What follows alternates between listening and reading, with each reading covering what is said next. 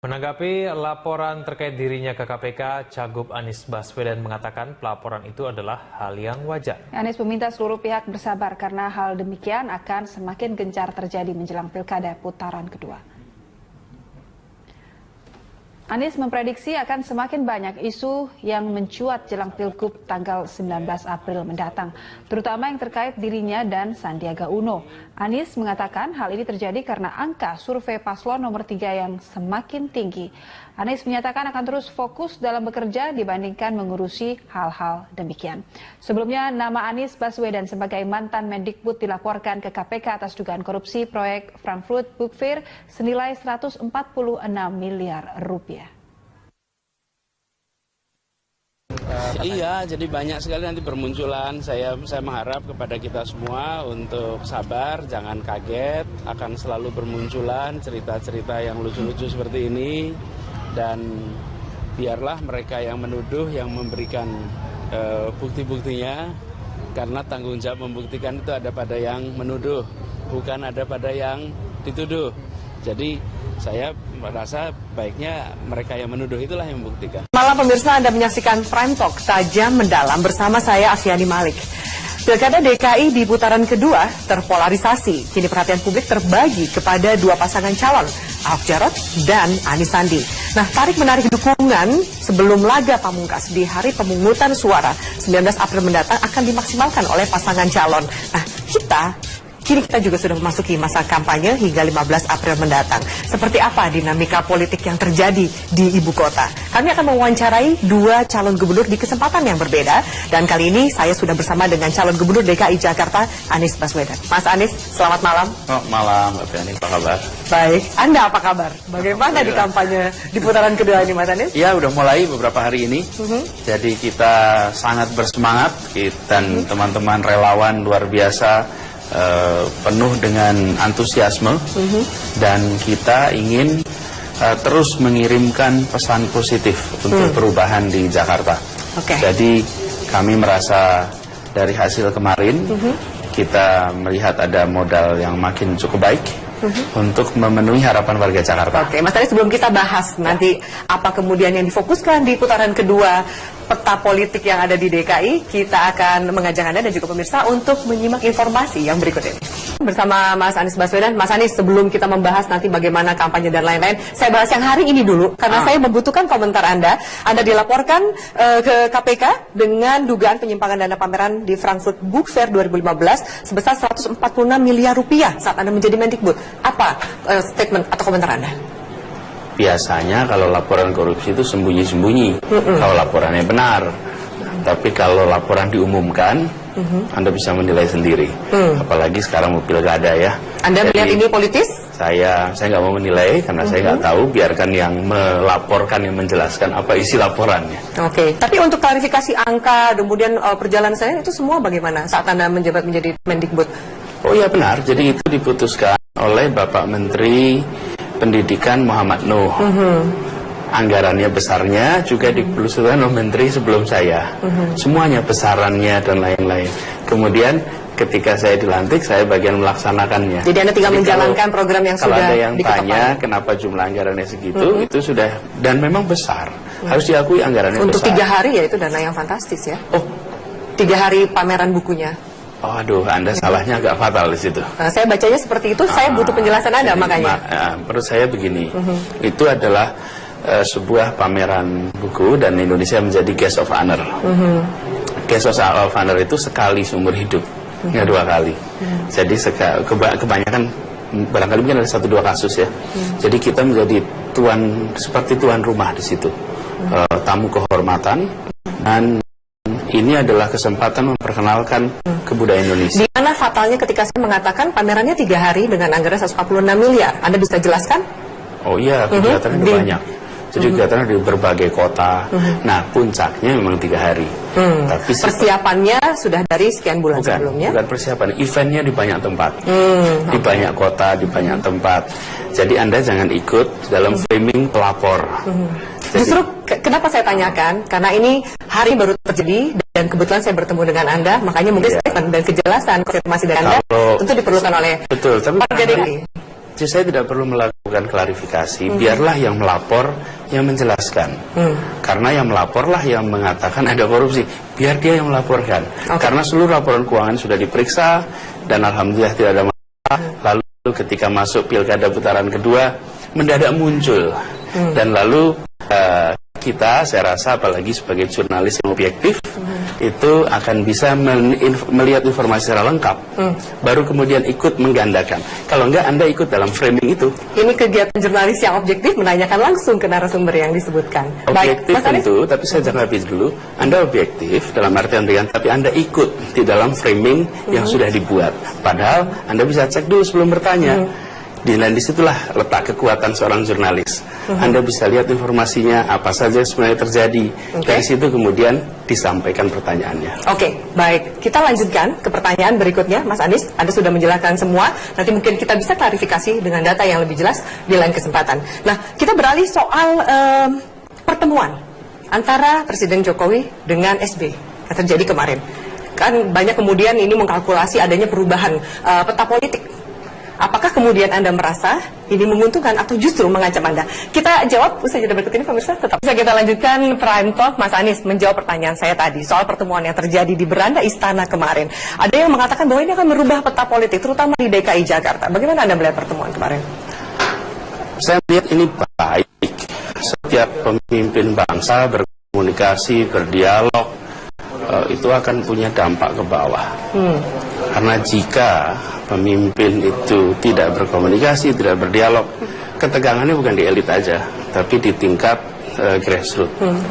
Jadi bagi iklim politik nasional itu positif, itu baik, dan buat Jakarta pun baik. Oke, untuk yang sedang berkontestasi, Anda lihat bahwa kemudian dari 3 kandidat kemudian menjadi 2 kandidat.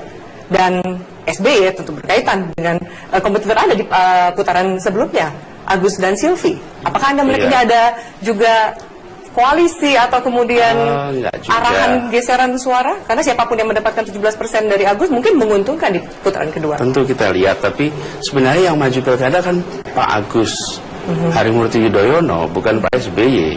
Jadi ini adalah pertemuan antara Ketua Partai Demokrat yang juga adalah mantan presiden dengan presiden. Tapi kan Agus didukung, voter utamanya adalah Partai Demokrat. Saya masih tetap melihat bahwa warga Jakarta itu ketika memilih, melihat calon. Bukan partai. Oh, tentu ada afiliasi partai, tapi mereka mayoritas melihat karena calon. Dan sebenarnya pilkada di mana-mana itu melihat itu. Ada komponen partai. Soalnya kalau kita menggunakan komponen partai, jumlah suara partai beda dengan jumlah suara calon yang usungnya. Jadi kalau saya percaya bahwa tim Pak Basuki dan tim Anies harus kerja keras dua-duanya untuk meyakinkan warga Jakarta, baik yang sudah memilih Pak Basuki maupun memilih Anies, termasuk yang memilih Pak Agus. Apapun yang terjadi di pertemuan ini, apalagi pilkadanya itu masih lebih dari 35 hari. Jadi apapun bisa terjadi. Artinya masih ada waktu, dan bagi warga Jakarta, pertanyaan utamanya itu adalah apa yang saya akan dapat ya, manfaat apa yang saya akan dapat. Dan ini muncul sekali di dalam survei-survei mengapa memilih. Jadi saya malah merasa bahagia terjadi pertemuan-pertemuan ini, dan menurut saya elit politik Indonesia harus bisa komunikasi, harus bisa berinteraksi, sehingga warga pun melihat perbedaan politik boleh ada, bahkan debat pun boleh. Kita itu kalau ada yang berdebat, ada yang bicaranya berbeda, menentang, rasanya musuhan, berarti nggak boleh ya. Jadi sementara nggak apa-apa. Bahkan kalau misalnya saya dikritik, saya kritik balik, nggak apa-apa, tetap berteman. Tapi kita ini punya kecenderungan, kalau sudah kritik berarti wah ini maunya musuhan, lalu nggak komunikasi, nggak interaksi. Sejauh ini komunikasi dari partai-partai yang mendukung Agus Silvi sudah menjalin komunikasi juga dengan Anda? Iya, nah di tingkat kalau di tingkat nasional itu ada komunikasi, tapi kami itu memberikan atau kami punya kesepakatan itu bahwa komunikasi antar partai itu dilakukan oleh partai politik juga. Jadi Saya dan Bang Sandi itu konsentrasinya lebih pada kampanyenya, lebih pada kita menyusun strategi pemenangannya. Jadi itu komunikasinya antara Gerindra dan PKS, tidak ke Anda dan saya? Betul, karena kami itu diusung oleh PKS dan Gerindra. Kalau ada kemudian tambahan partai yang mau mendukung, maka PKS Gerindra berkomunikasi. Apakah kita secara informal ada? Tentu ada pembicaraan, ngobrol. Tetapi secara formal ini antar partai. Dan kita ingin menjaga adabnya. Jadi adabnya kami ini bukan kami yang kesana sini mencari pendukung, tapi kita mencoba untuk memperluas basis. Dan itu oleh siapa? Oleh partai politik. Apa yang coba ditawarkan di putaran kedua kali ini yang membedakan di putaran pertama? Sebenarnya kalau dari sisi tawaran, kami akan meneruskan yang kemarin. Kita konsentrasi pada penyediaan lapangan pekerjaan. Karena dibutuhkan sekali, dan termasuk diantaranya adalah melalui penumbuhan wirausaha. Wirausaha itu harus kita tumbuhkan, dan programnya OKOC yang kemudian penyebutannya cukup populer sekarang. Ini kita rasa kunci. Kalau warga Jakarta mendapatkan kesempatan bekerja yang lebih luas, maka kesejahteraan bisa meningkat, pertumbuhan ekonomi juga akan terbantukan. Dan yang kedua adalah pendidikan yang tuntas dan berkualitas. Bukan hanya tuntas, karena itu pemberian kartu kita akan teruskan, bahkan menjadi KJP Plus. Nah, KJP Plus, Anda mengatakan program petahana ini akan diteruskan. Bagaimana nanti konsepnya? Mau nggak mau Anda juga meneruskan KJP, tapi plusnya itu seperti apa supaya realisasinya di lapangan? Plus itu ada beberapa komponen. Yang pertama adalah bentuknya barang seperti selama ini dan tunai. Ini tambahannya.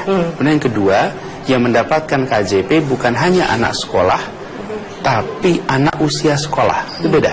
Dan ini katanya bisa diambil secara cash? Tentu. Nah, kenapa saya katakan juga untuk anak usia sekolah?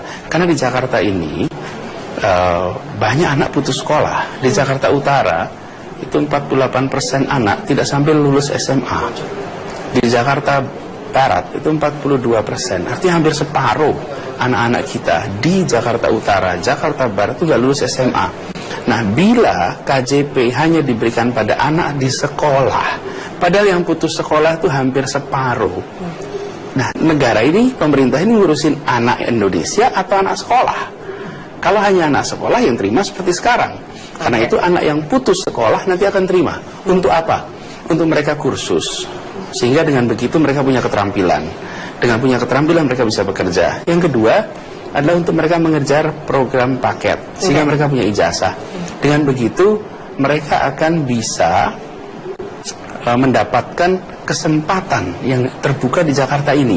Jadi di putaran kedua ini kita akan, kalau kemarin judul kemudian garis besar program, kalau di putaran kedua kita harus mendetilkan ini. Bagaimana mengawasi uang tunai yang bisa diambil? Tentu sangat rawan disalahgunakan.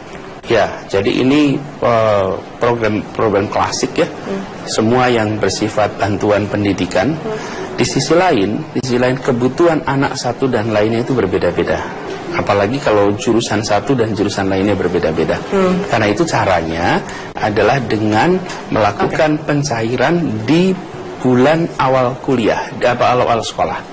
Jadi di periode di mana terjadi lonjakan kebutuhan, pada saat itulah bisa digunakan. Sehingga penggunaannya hampir bisa bilang pada saat itu mereka membutuhkan untuk biaya sekolah. Misalnya tahun ajaran baru, semester baru. Maaf, saya harus potong Anda. Kita lanjutkan sesaat lagi. Kita juga akan bahas kampanye hitam dan kampanye negatif yang terjadi di dunia maya. Bagaimana Anda menyikapi ini? Saat lagi pemirsa, tetaplah bersama. Ya, terima kasih Anda masih bersama kami di Prime Talk. Sudah di segmen terakhir, Mas Anies membahas soal kampanye hitam, kampanye negatif. Ini juga terjadi, mungkin tanda kutip lebih sadis di dunia maya ya. Kedua pasangan ini juga merasakan. Kalau Anda melihat ini seperti apa? Ada yang kemudian membuat Anda paling kena gitu? Jadi gini, kalau kampanye, kalau ada yang tweet atau komentar yang kita bikin serial tweet jahat tiap hari Selasa. Jadi kalau Anda lihat Instagram saya atau Twitter, kalau hari Selasa itu kita membacakan tweet yang menyerang lah gitu. Menyerang. yang kasar. Yang paling kena tuh kira-kira yang seperti apa gitu? Jadi gini, banyak sekali jumlahnya kalau itu. Cuma kita tempatkan sebagai lucu-lucuan aja.